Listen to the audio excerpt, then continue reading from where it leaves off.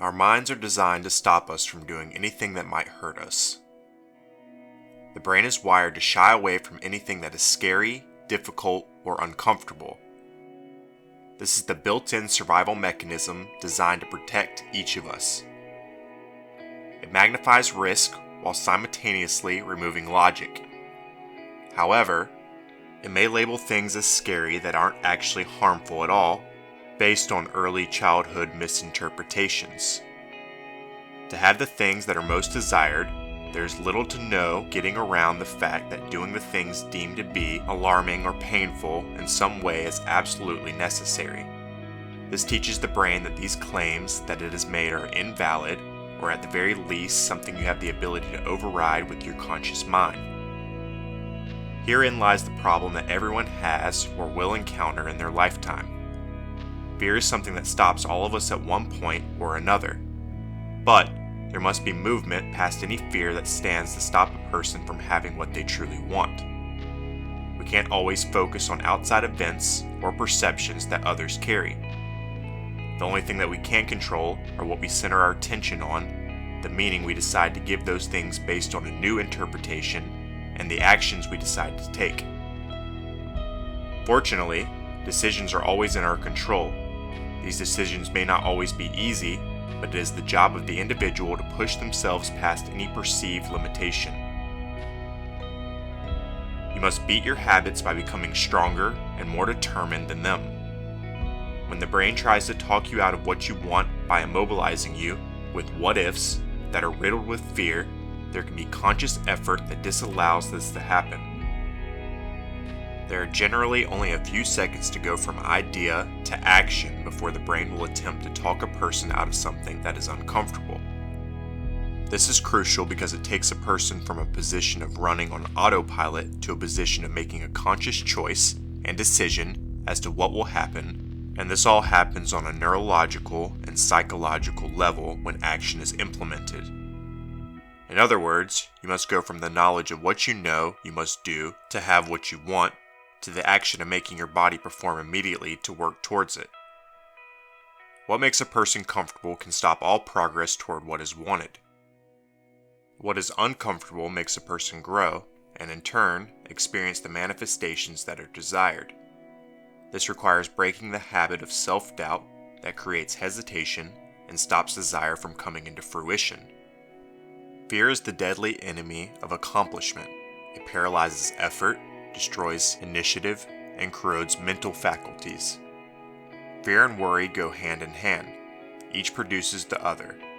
Worry has never succeeded in overcoming a difficulty or fixing a problem.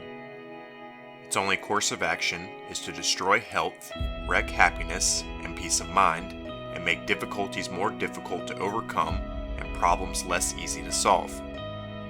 Unless fear is removed regarding what is wanted, there will be no success. Lofty goals, higher education, help from friends and relatives, and even genius abilities are all rendered futile if the mind is allowed to entertain fear without a decision to confront it. When fear is entertained, it slams the door on achievement. Many people allow themselves to indulge in the fear of lack, fear of public opinion, fear of sickness or death, and fear that what is owned today might not be owned tomorrow. These suggestions are given from so many directions that it can be difficult to avoid and completely discard. However, these fears attract the very thing that they focus on and keep a person in repeated scenarios of the same. Fear also produces a physical state in the body. That physical state is the exact same physical state that is produced by excitement. Excitement and fear create the same adrenaline rushes, which result in a faster heart rate, possible sweating, a knot in the stomach, and a surge of cortisol. Each sends the body into a hyper-alert state so it can prepare for action. The only difference between fear and excitement is what the brain is doing as these physical reactions occur. The brain will frame it or call it by what it understands to be, either fear or excitement. During excitement, the brain is thinking thoughts along the lines of, "This is awesome, I can't wait, this is going to be so fun." During fear, the brain is reacting in a way that says, "There is no way I'm doing this, "Get me out of here. This is dangerous and uncomfortable." What this means is the brain is either working for you or against you. But the physiological effects of these two states are the same. When we feel fear, the body is in a state of nervousness and hyper-awareness of what is happening. When we're calm, we have much lower emotional responses because we're relaxed. It's very difficult to go from the first state to the latter in a quick amount of time. So in order to reframe what the mind is doing and alter its perception from fear to excitement, one great technique is to use anchoring. Anchoring is a cognitive term that describes the common tendency to rely heavily on the first piece of information offered when making decisions. We can become accidentally anchored to experiences so that something neutral, such as a sound, a mental image, or a touch can be linked to that experience. The anchor then evokes the emotions, thoughts, or states linked to it. It is simply a connection between a stimulus and a certain emotional response. If you've ever had what is considered an inside joke with a friend, where a particular word, phrase, sound, or image makes you both laugh while others don't see the humor, that is an anchor. More so, we each have the ability to anchor certain triggers to positive emotional states and bring experiences under conscious control by recalling these positive emotions whenever we wish. In doing so, you can feel confident, happy, positive, peaceful, or energized on demand. With the following technique, if one of these emotions is needed for an upcoming occasion or one that is being experienced in present moment, you can make an anchor to give you that confidence when you need it. 1. Choose a memory that you have a strong, positive emotion attached to. If you want to anchor confidence, choose an event from your past where you were feeling truly confident. If it's happiness that you would like to recreate through your anchor, choose a moment when you felt extremely happy.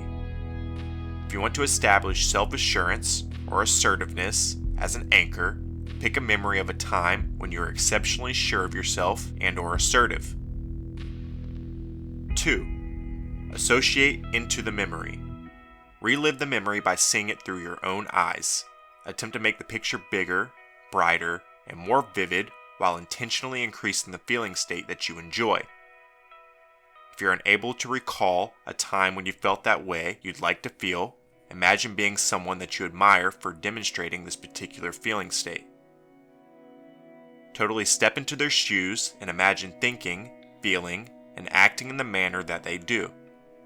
For instance, how confident would Tony Robbins be at performing in front of a crowd? How about Oprah Winfrey, or Les Brown, or Susie Orman? How would they act in the face of something that you may think is fearful? You can choose any person that you admire, including yourself. The main point is, the clearer and more sensory-rich the image, and the more intense the feelings, the better your anchor will be. 3. Anchor the feeling. As mentioned above, when you start feeling the positive feelings, create a physical trigger within the body. You can rub 2 fingers together, pull on your earlobe, or pinch yourself lightly. You can also use a specific mental picture or a sound to create the link between the anchor and the experience. However, most find that the physical anchor works best for them. 4. Release your trigger when the emotion is at its peak. This may take some practice, but it becomes easier after a few tries. 5. Test your anchor. To do this, break your mental state. Do something totally unrelated for approximately 30 seconds to a minute to remove your mind from the exercise completely. For example, go get a glass of water or listen to a part of a song you love. After that, test your anchor by using your trigger. If the anchor has been established, you'll feel the same strong feeling as you did in the memory. 6. Repeat. For best results, repeat this process 3 or 4 times. You can do this with the same memory or with different memories for the same emotional state, which is a great way to really solidify the effect of the trigger. For example, If you assemble 3 or 4 different memories of confidence for your trigger, the next time you need confidence, you can use your anchor to create a powerful rush of confidence surging through your body. This technique keeps you in check or anchored so you don't escalate the situation and feelings that you're feeling. It assists in maintaining control over the thoughts that you are thinking in a particular circumstance and the emotions and behaviors that correspond to those thoughts. Use your anchor anytime fear arises so you can create a more resourceful state that keeps you poised. You may also use this exercise to create an anchor by imagining your end result after accomplishing the thing you fear. This process sends a message to the brain that the body is experiencing these effects because of excited emotional states rather than fear. It minimizes the way the brain thinks of the situation and begins to take away the feeling of being afraid. The more this is practiced in situations where fear is not necessary, the more the brain will relate the situations with the anchored emotion rather than fear. Gradually, every fear that stands to block your success can be eliminated in this manner.